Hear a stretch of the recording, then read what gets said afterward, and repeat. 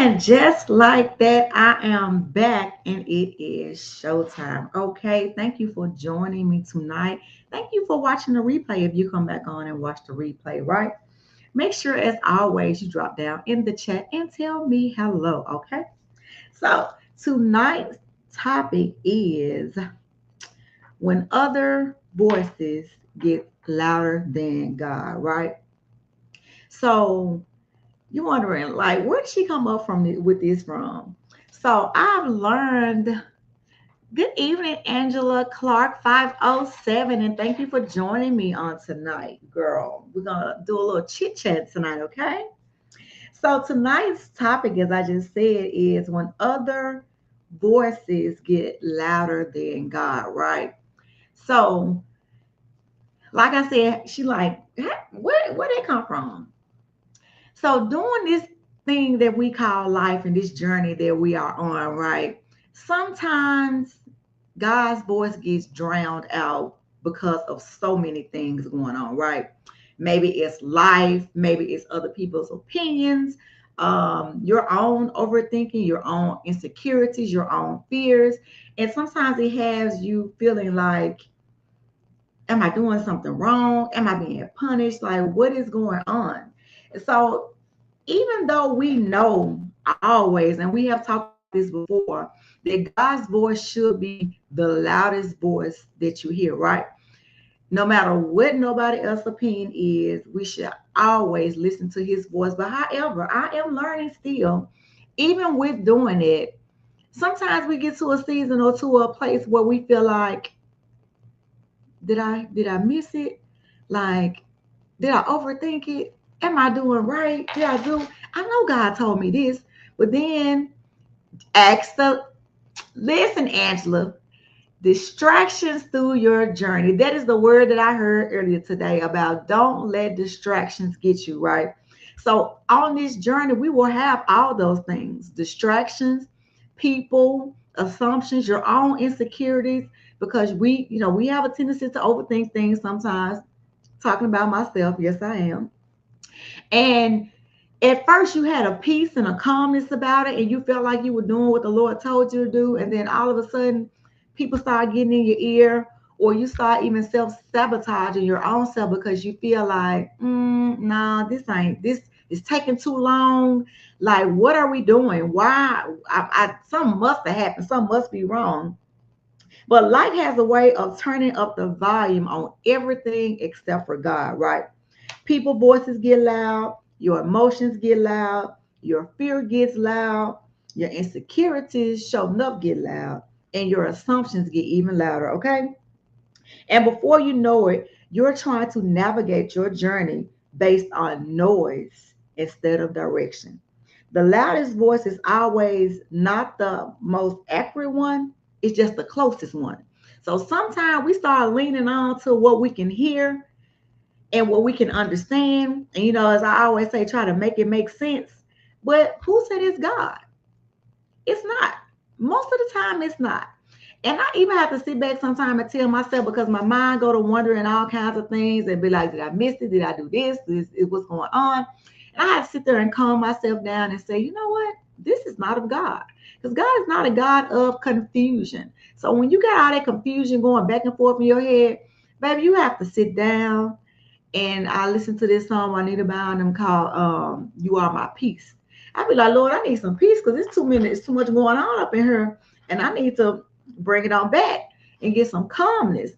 So that's what I mean when I say sometimes other voices get louder than God, and then a lot of time people voices are louder than God because most of the time they mean well, but they're using their natural eyes instead of their spiritual eyes, right? So we always natural first and then we're spiritual. But you got to bring them into oneness and go through God, right? So I've had some conversations last week that I was supposed to do my podcast yesterday, but that's a different story because it was a lot going on yesterday, right? And it came from confirmations of some conversations that I had, right? And it pointed to some things that people feel overwhelmed, confused, or guilty because of what life has thrown at them, right? So here's the truth. That's not God's language. God does not shame you or punish you for doing things. He teaches you into maturity, right? So what are you talking about? So I had a conversation with a friend of mine, actually two people the other day, right? And one of them was talking about a decision that she had made, and she felt like she had made the wrong decision, right? And she felt like God gave her a way of escape, but she didn't take it. And so, because life started throwing some things at her, she felt like she was being punished. And she went on to say that I've repented, I've talked to God about it, and I'm sorry if I missed them, but it's just so much been going on lately. And I told her, that's not how God does. God is a loving God. He's a merciful and graceful God. He's not gonna punish us because of decisions that we made per se. And I'm not gonna say all decisions. So to kind of clarify, like it was a decision that it was a desire that she wanted, and she moved forward on getting this desire done, right? And so then life started happening. And a lot of times, just like Angela said earlier, those are distractions. And why did the distractions come? To knock her relationship down with God, to interfere in that oneness that they have, to get her distracted on all the bad instead of all the good that God allowed to happen, right? So I had to think about that thing, right? And so when we first had the conversation, it actually started like the day before, and we was talking about some things. And I can feel in her spirit that she was very heavy, and I knew she wasn't happy about this blessing that the Lord had gave her, right?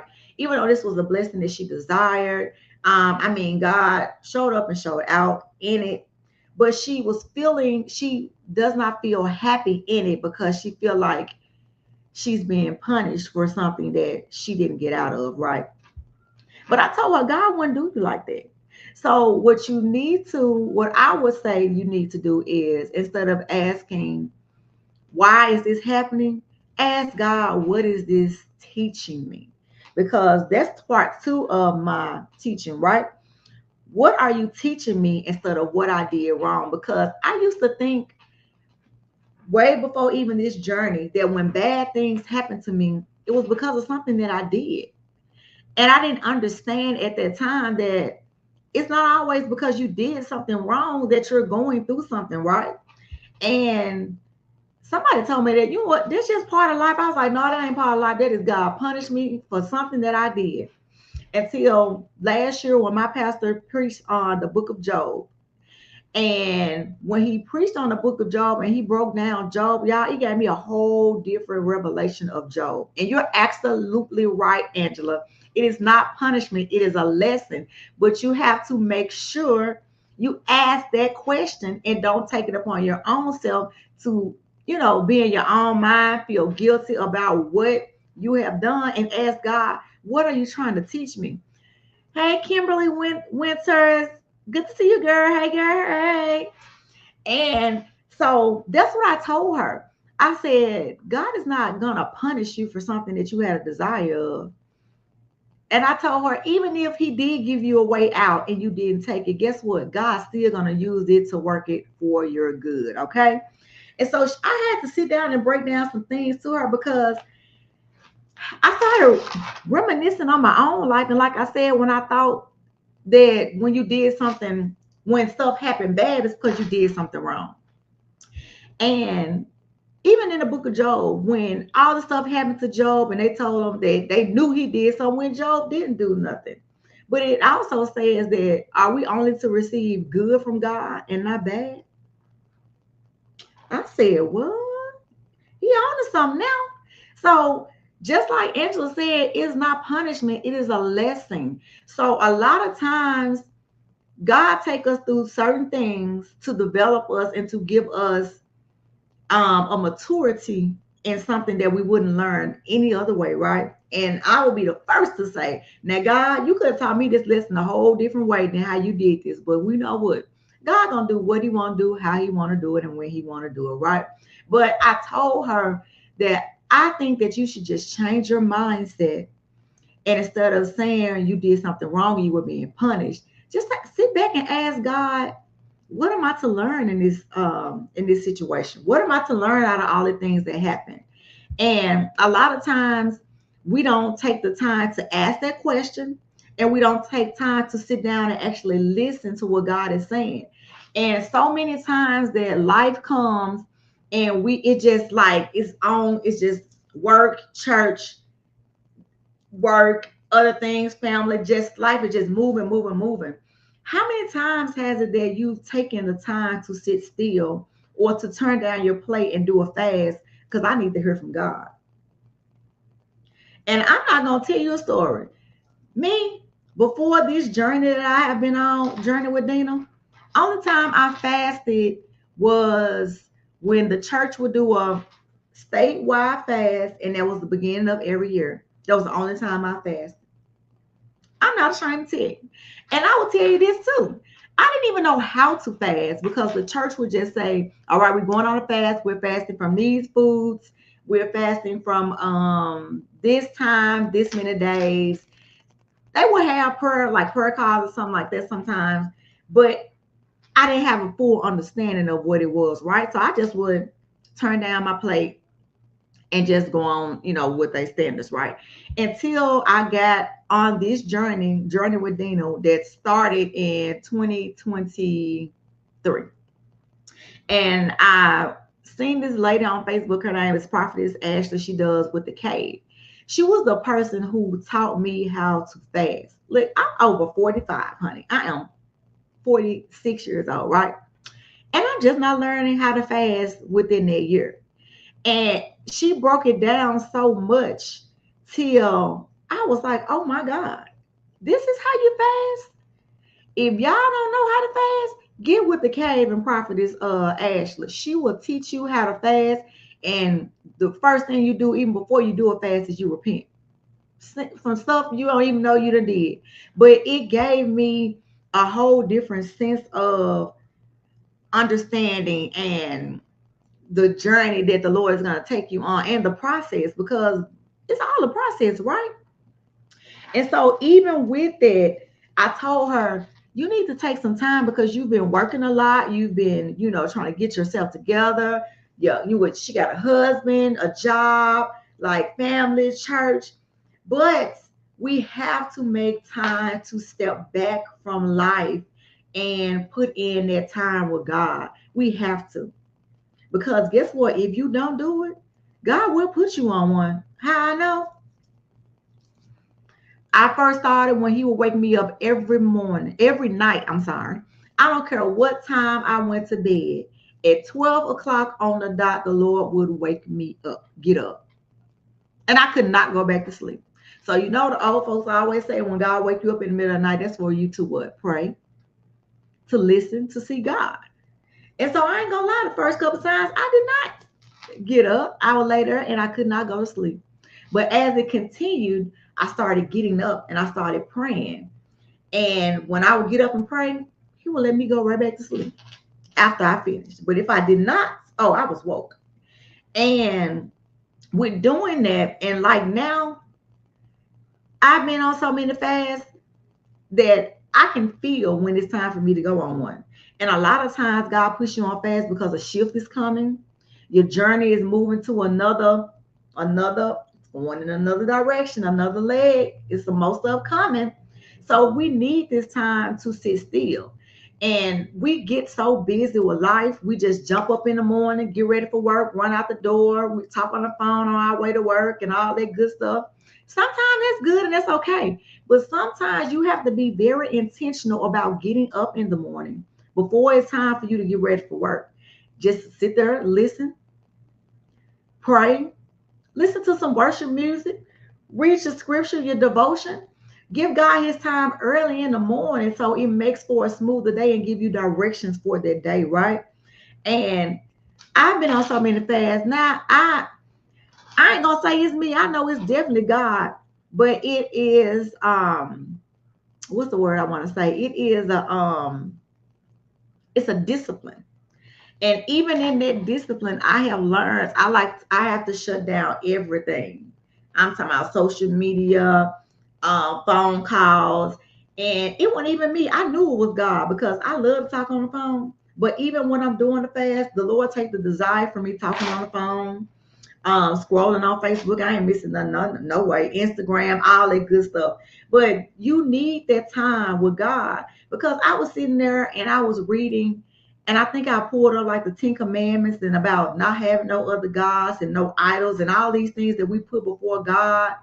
That it's easy to do because you can be one season, you can be good, you can be in alignment, you can be doing what you're supposed to be doing, and then slowly by slowly you just drift away. You drift into your own thing. You're moving and you're shaking, and it's just doing other things, and then you just slipped away. But God knows how to bring you back. I promise He do. So take those little nudges that He give you first, so He don't want to keep nudging you, right? So Kim says it could be a teachable experience to help us grow and improve for His purpose. Absolutely right, Kim. It is all of that. It's a teachable experience because how do I know? Because I got a whole notebook of teachable experiences because that's what I'm out here telling y'all about tonight. And this week, even with those conversations, it pointed to the same thing that people feel overwhelmed, confused, or guilty because what life has thrown at them. But here's the truth. That's not God's language. God does not shame you or punish you. He teaches you into maturity. Everything is a teachable lesson, but it's up to you to be open to learn and to understand what is God trying to teach me. Because I'm telling you one thing He'll teach about their patience. And I ain't gonna even tell y'all no story. This journey has taught me some things I know I wouldn't have learned no other way. How I know? Because I'm gonna tell y'all my business as always. Even so, since I've been on here, and even the night with my client I was talking to y'all about earlier, and she was saying, I don't see how you work your own business because I need a check. And I looked at her, I said, you think I don't want a check every week deposited into my account? Absolutely would love it to know that I got a certain amount of money in my account coming every week that I can depend on to do what I need to do. But guess what? That is not where God has me. And I have been here for over a year. But what has it taught me? It has taught me that God is definitely my source. And everything else that flows to me is only a resource, right? And I told her that, but I told her that it's not my choice. It's where God has me. And I'm okay with that because I have seen Him show up for me in ways that you won't even believe. I'm talking about blessings coming from unexpected places. I ain't talking about no little bitty blessings, y'all. I'm talking about some I can't even believe. Is this right? Is this working? Like, but God is teaching me to rely on Him. That I am not independent. I am interdependent on Him, right? And so I know that the place that I am in with me just doing, my own business and whatever God allows for me to flow to is nobody but God. And I'm at peace with that now. Because let me tell y'all something, I'll be the first person to try to call and find me a job because I need to go to work. And the Lord be like, she ain't learned yet. And I be like, no, Lord, it just gets scary. But it has taught me to trust God on a whole nother level. Now, do I always get it right? No. Sometimes I still get a like, ooh, God, what we gonna do about this, Lord? But I say that, and then I go on about my business because I've learned that I can only control what I can control. And if I can't get it done, if I can't do it, then God, it's me and you. And that's what I tell them now. God, how we gonna do this? What we gonna do? Because it ain't just me, it's me and you. How we gonna do this thing? And He'll show up and show out like always. But I know if I still had a job, I wouldn't, this journey, this dependency on Him, I would have not learned this no other way than being put in this position where I got to trust God no matter what it looks like, no matter what I'm going through. That's with my finances, that's with my business, that's with my ministry, that's with my life, that's with my health, that's with everything. I ain't got no choice because He has showed Himself and proved Himself time and time again, right? So sometimes there is a lie, that we all have a self blame, that we blame ourselves for things. And some have been conditioned to believe that every mess up is a moment that we did. Well, no. Every delay does not mean that we miss God. Every challenge does not mean that we're off track. And every closed door does not mean that we fail. That is not how God parents his children. God says, come here and let me show you something. And that's that teachable moment and that experience that Angela and Kim was talking about, because that's how God does. Because, like I said, there are some things that we go through that we will not learn the lesson unless God taught us. And then we're to share that with somebody else. And a lot of times, that's what God is doing. He will take you through a season, a situation, and it is up to you to turn around and to share that with somebody else. And don't worry, because a lot of times you ain't got to go and find them, because God gonna send them to you, and they'll be sitting there, and you be like, they'll be talking about the same situation you done had, and you be like, do I say something or do I not? Oh Lord, it's like they living my life. But that's when you go ahead on and say something, right? Kim said he be protecting us when things don't happen like we expect. Exactly, because one thing we do know, baby, God gonna do things how he gonna do it and when he wanna do it. And a lot of times we don't understand the how, the when, or the where, but some kind of way he's still working together. It don't be in our timing, but he works it together. He protects us, like they said, from danger seen and unseen. And a lot of times we take that for granted because we be in our feelings and we want to do it how we want to do it, do it when we want to do it. And that's that what word? Control. Yes. But God is always in control. And like I told y'all last week, like the scripture says on my wall, Jeremiah 29 and 11. For he knows the plans that he has for us. The plan is already made. Only thing we got to do is walk through it. Even when you don't understand, Lord, I don't understand what's going on, but I trust you. So that is how we go from guilt to guidance. Stop asking, what did I do wrong? And ask God, what are you teaching me? What are you teaching me through these examples of? Like, what are you teaching me? What am I supposed to learn? And guess what? He'll show you. He will. And God won't make you fear him. He just wants you to hear him. Not fear him, but hear him. Because he's trying to get your attention for something, okay? So when God's voice feels quiet, his voice is still, not loud. He will not shout. He will not talk over the noise, the people, the overthinking. He's going to wait till you calm down and then he'll talk, okay? God's voice, he does not compete with noise at all. He does not yell over the chaos.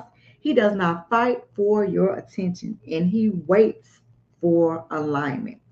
So you just sit back and wait until you're done trying to control it and do your part and make it all happen. Ask me how I know. Because I know, okay? So sometimes we can't hear God because we're tuned into everything and everyone else, right? So God's voice isn't always the loudest, but I can guarantee you that it is the clearest. So I only have some reflection questions for you. Think about this tonight before you go to bed, okay? Whose voice have I allowed to sit in a seat that only God should have, right? Was it fear? Was it someone else's opinions? Was it my own overthinking? Was it pressure? Was it my insecurities? And what has it cost me? And I can tell you one thing about all that, it will cost you your peace. Because, honey, it had your mind like, did I do this right? Was I doing this right? Oh, Lord. And that ain't God not to have your peace. So just remember, make space for God, make room for God. Even though we on this journey to that thing that we desire, whatever that thing may be, your business, your purpose, your destiny. I've learned that life is a journey. It is not a destination. And I used to think that life was a destination. I'm just trying to get to the end. I'm trying to get to see all the stuff that I want to have and want to do. But that's not life. Life is a journey. You're going to go through different seasons. You're going to be up. You're going to be down. It's going to be good times. It's going to be bad times. It's going to be trying times, but all the times, God is going to be there with you, just coasting you along the way, right? Always standing right there. He said he would never leave you nor forsake you as long as you keep your mind on him, right? And y'all know that's all I got for y'all. And I've been on here too long. I was planning on being on here this long, but I got my closing prayer that I'm going to give y'all, okay? So it says, God, thank you for being the one voice that never changes. Help us quiet the noise, the opinions, the pressure, the fear, the assumptions, so we can hear you clearly. Teach us to ask better questions. Teach us to trust your process. And teach us to recognize your voice above every other voice in our lives. Until next time, make sure God's voice is the loudest that you hear. Take some time, just you and him. He has something to tell you, and he will give you instructions on what's next. Get ready for the next season to shift.